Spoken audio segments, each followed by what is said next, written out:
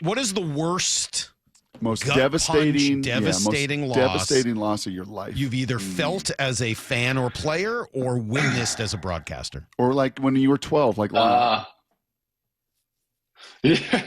Oh gosh, unfortunately there's too many to mention. There was, all right, quickly. So we went to Texas A&M, lost in overtime, and we had played really well offensively. And it's in Kyle Field, environment's great, and we score to take the lead. Our defense gives up a field goal, they tie it. They go out on offense first. We hold them to a field goal, and we're like, touchdown wins it. And our really, really good back, who never fumbles, gets the ball punched out, and it's just like over. But fumble recovery, and that was a tough locker room. We got beat 70-3 in the Big 12 championship game against Texas before they went It's a different kind of loss. To win. Yeah. They won the national championship that year. That was Vince Young's year. But thankfully I wasn't in the locker room. I was in the hospital at the end of that game. So that was a tough one. As a fan, I mean, growing up a Bronco fan, like those 3 Super Bowls that they lost were pretty crushing. And then also the one that really was the worst, the year before they went on their 2 Super Bowl run, they were the #1 seed and lost the divisional round to the Jacksonville Jaguars. I remember that. Do you remember that? The Mark Brunell Jaguar team. And Elway was getting late in his career. And that one was like, oh, this is never going to happen. And so as a Bronco fan, that was the most crushing defeat, because it felt like Broncos are never going to win a Super Bowl. That actually led to the Patriots getting to the Super Bowl, so it made an 18-year-old Mike Salk pretty happy. So I'm sorry for your challenge there, but that's a good example, because the team ends up winning the Super Bowl not just the next year but the next 2, and that's sort of what we're hoping this is. We're hoping this is the 2003 Red Sox, the 2012 Seahawks, teams that suffered these devastating last-second losses, but then found a way the next year to really kind of start their run. What does it take? What does it take to get over the trauma of the, defeat snatched from the jaws of victory and win the next year? I think you have to lean into it personally. And by the way, every sport is littered with this, by the way. Littered with this. Remember, like, even in the NBA, it took – remember, the Pistons couldn't beat the Celtics until they did, and then they won a few championships. The Bulls couldn't beat the Pistons, and then they did, and they won all those championships. Like that happens all the time. Even like the Cowboys and 49ers were going back and forth, and those losses motivate and drive you forward. The 2003 Red Sox lose in Game 7 in the ALCS to the Yankees on Boone's home run. They come back from 2003 and win the World Series the next year. So it's definitely something that you can lean into, even in college football. Think about, Michigan couldn't beat Ohio State. Then they finally beat Ohio State, but they lose to TCU. That drives them towards their championship. It happened with Florida and Alabama. I mean, the sports are littered with these examples. And so that's what I think the Mariners are, obviously, in their fan base, you guys are all hoping happens, because that was devastating, in particular after what happened in Game 5 and just the euphoria of what Game 5 was, with Eugenio with his just flowing. Like, how does he not have a Head and Shoulders deal? My goodness. Yeah. Like the hair is incredible. It's it really looks remarkable. Like vintage 95 Vinny Castilla from growing up in Colorado, watching those Rocky teams. Mora thinks he's had a Brazilian blowout. I don't know what that is, but that's what Mora has suggested. Well, because as a I don't know what that curly means. hair. In the past, his hair has looked curly, and it's so straight. Even after the champagne shower when they won, I think he's had You've never had a Brazilian blowout? You never had that, Saul? I have not. No. I plan to. Now I haven't either. Yeah, but I do use. I've been thrown. Sorry, go ahead. Go ahead. No, go ahead.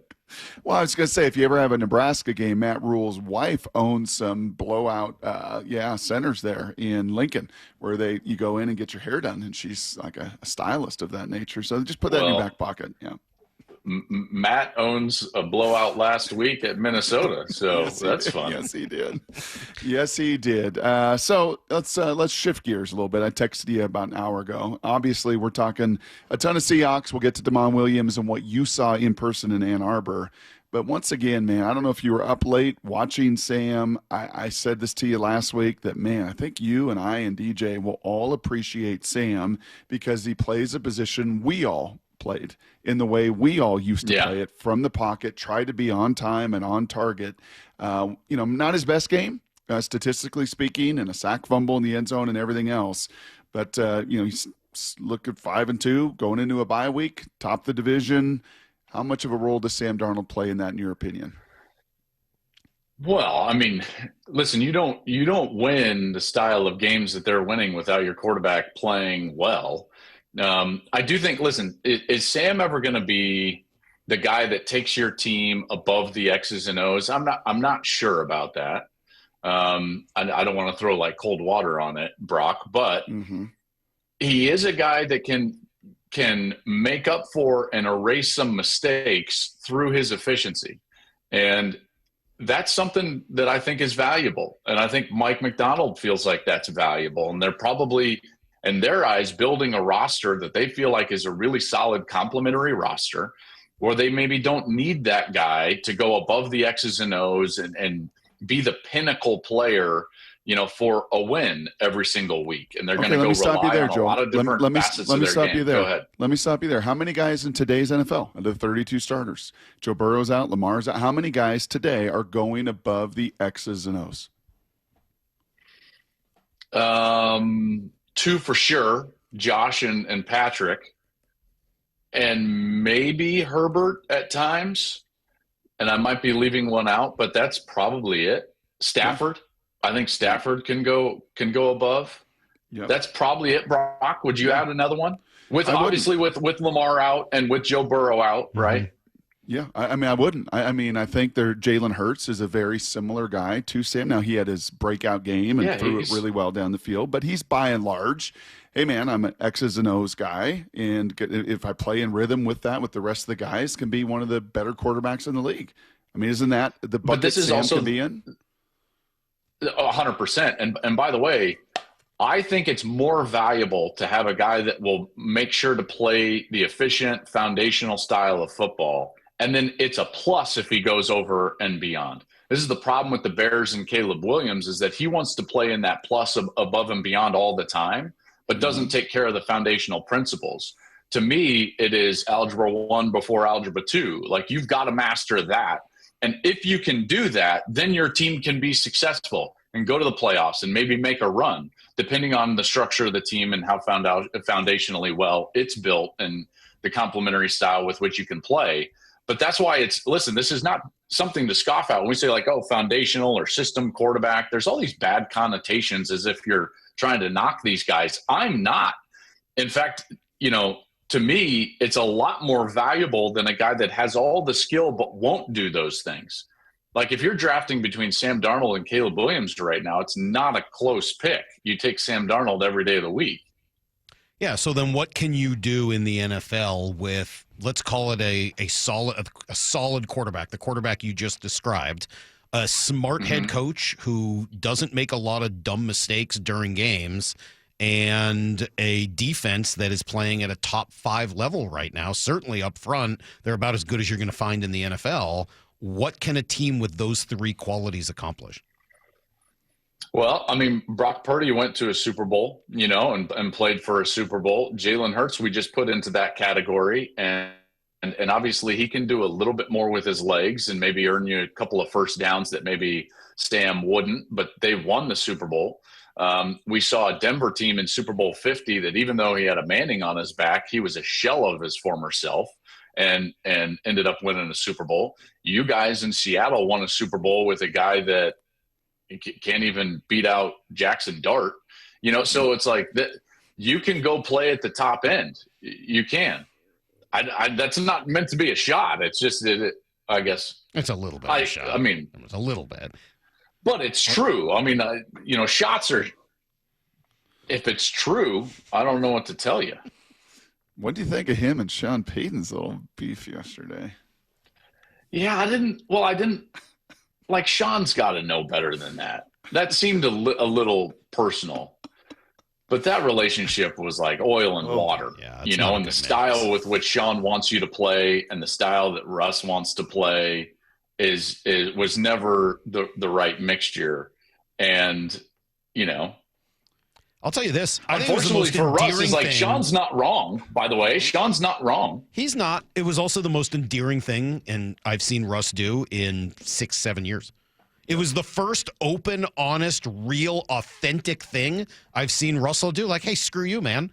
Like, I loved it. It wasn't like, well, he has his opinion, and I'm just going to name the 12 different people on my offensive line. Like, he actually was real, a real human being who had an emotional response to something that was said to him, and it wasn't an automaton, pre-written, phony, here's my, legacy, and this is how I want to be perceived. It was, I'm mad.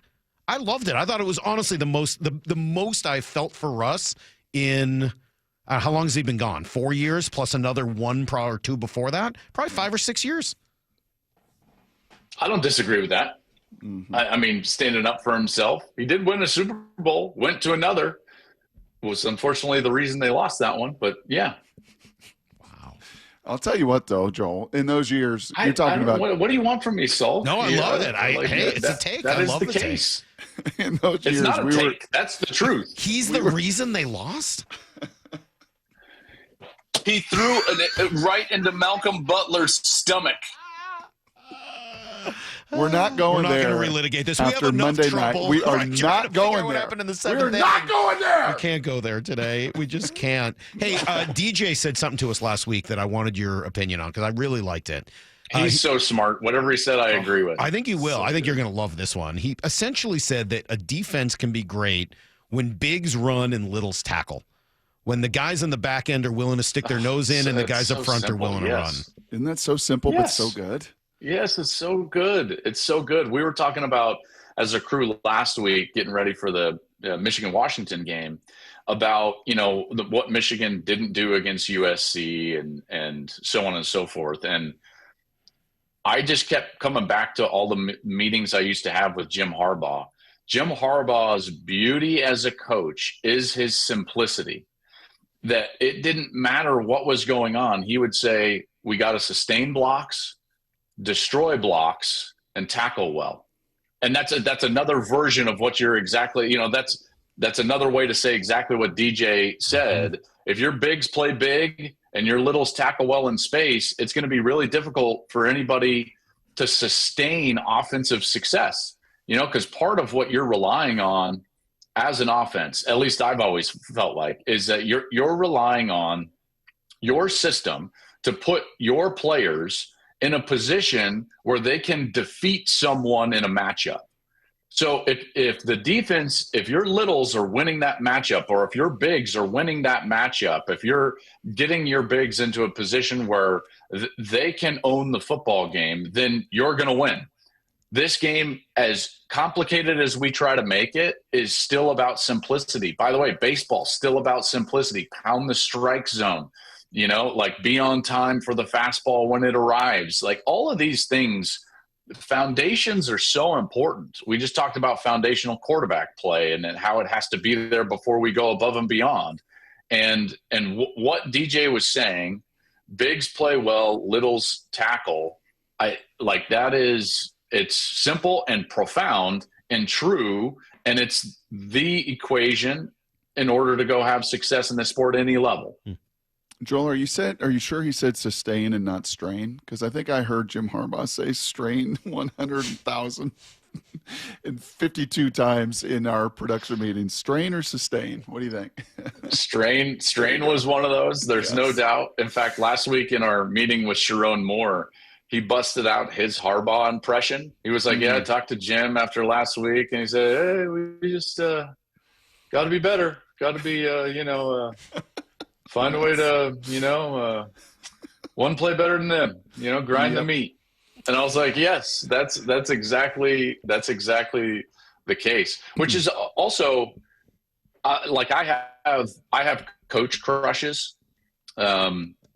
I'm sure you did as well, Brock, when you meet with him and you're just like, yeah, I love what this guy is about, the way he talks about his players. Mm-hmm. I felt like that about Mike Macdonald when I was with, and covering Mike when he was at Michigan.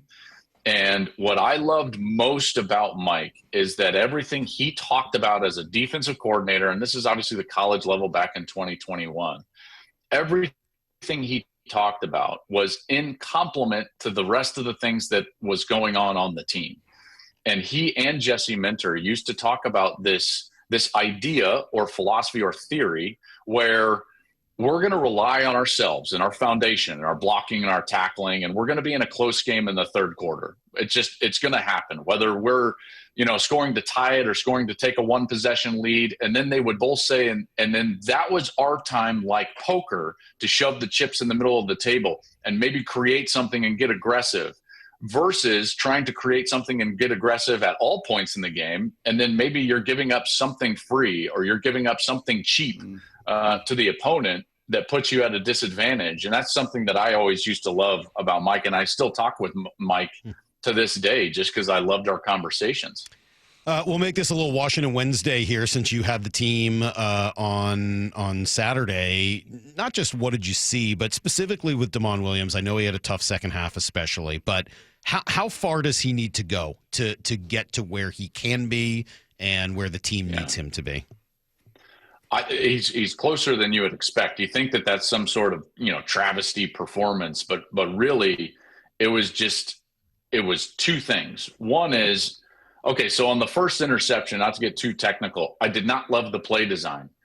If you're going to run a slant, which is a quick throw into the short side of the field, in particular in college with the wide hash marks, you really don't want to force the quarterback to have to read windows. Now, a slant to the field is different because the walkout player is always going to be there, and you have to occupy that walkout player, the support player, with something, whether it's, like a lookie or an inside slant or a swing route with the back. And so the quarterback kind of understands that field or wide side slant throw is going to be something where I'm going to have to sit on my third step and just pause for a beat. Am I giving it to him right away based on structure, or am I going to have to wait a beat for that second window? And the first interception, what happened is that they put the back offset into the short side, and then he did not check release. He just released right away. It's called a scat release. At least that's the way that we used to say it. So he scat released to the boundary, but what that did is it drug the linebacker directly into the slant window. So he either was misaligned or that's just a poor design, because into the boundary, that has to be a quick throw. And so Damon Williams throws it quick right away, and Cole Sullivan, the linebacker, was just dragged into the window right away. And he didn't even realize what he was doing. He wasn't even defending the slant. Joel, you can't. I don't think he was even reading the eyes of the quarterback. You can't give that full explanation not more than 5 minutes after blaming Russell Wilson for the Super Bowl. You can't. You cannot do both of those things within 5 minutes of each other. Russell has is throwing to Ricardo Lockett, his 8th best wide receiver. He's got the other Jermaine Kearse getting blown up rather than taking out Brandon Browner on the play. Like, you can't give all of that and then stare into the camera and say Russ threw the pick, it's all on him. You can't do that. That's not right. Russ threw the pick at the goal line, and that's all on him. And here's why. Let me explain why. Is because you have the ability as a quarterback at the NFL level to audible. You have the keys to the car more so at that level than you do at the opposite level. And I don't care what was called. Who was it? Schottenheimer? It was Darryl. The OC? Bevel, sorry. I don't care what was called. That ball goes to Marshawn. Like, we all know that. No. We all know that. And, I mean, there were times, like, for instance, we're not talking about this play. We can't do this now. So we're not doing this. It's my fault. That's my fault. Don't do that. It's Washington Wednesday. Let's go back to Damon Williams. Brought to you by Star Rentals. And then the second pick that he throws in that fourth quarter, the other one, the tip ball and everything, that is what it is. You're trying to take a shot, come back. That's just quarterback play. But then the other one, and I'm not trying to give Damon all the excuses, but it's zone coverage. And he's got a stick route to the tight end. A stick route, Salk, just so you know, is 5 yards and out. But it's not just an automatic breakout because it's an interior route. And so the tight end has always got to understand that he's man zone rules. And against zone, it's more of like a hook and settle. And you're giving your numbers to the quarterback right there. And he's just throwing opposite number of where the defender is behind him. Well, his tight end breaks out as if he's in straight man coverage and just runs out of his stick route. So he throws it at a spot, and then it's behind the tight end, and everyone's like, "Oh, DeMond, what a terrible throw!" And it's like, I would be over there just sitting next to the tight end, with something in front of my face, and I would be like, "Are you serious? Like, do you want me to put that pick on your stat sheet?" Like that. And it would be a healthy conversation over there. So how close is DeMond Williams? Close. I mean, those are small mistakes. And if they don't make them, they're right in the game. It's 7-7 at the time of that first interception. And they're playing hard and they're playing pretty well. I was more concerned that they weren't able to stop the run. And Michigan got back to first principles and ran the football effectively. And when Michigan was able to run the football effectively, what it allowed them to do is put Bryce Underwood in a position where he didn't have to drop back and pass. Almost everything was outside of the pocket, play action style, you putting defenders in conflict. And so Michigan had this identity back on the offensive side, which made it really difficult on Washington to come back and win that game. And then the other part of this is Wink Martindale, the defensive coordinator for Michigan, against his own nature, decided to not blitz. And if you're going to play DeMond Williams, I think you rush 3 or 4, and now the blueprint is out. You put more people in coverage. Yeah. You force him, not a heavy rush, but you force him to stay in the pocket, and that's where I would say he needs to grow and become better. Joel, do you realize that if Jermaine Kearse just comes off the ball in any fashion and does not get mugged by Brandon Brown, that's true. Off, you realize they only had one timeout, so if you run the ball and get stopped, now you've got to call your time. Yeah, it gets complicated in a hurry. Yeah, but we can debate it. We've only been debating it for 11 years now, here on the station and here on the show and here in Seattle. And we'll probably be doing the same thing in the 7th inning now.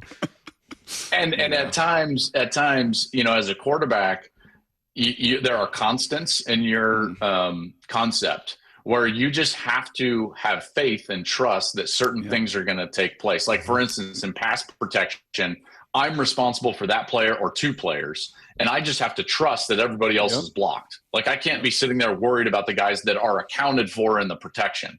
And now on that play, to your point, Salk, I'm going to give you credit here. To your point, he is not expecting Kearse to get absolutely mugged at the line of scrimmage. Yeah. Nope. I'll give you that. All right, we got to go. We'll have to debate this when everyone in Seattle isn't in such a sour mood to begin with after what happened the other night. Thankfully, the Seahawks are looking pretty interesting tangent. I know.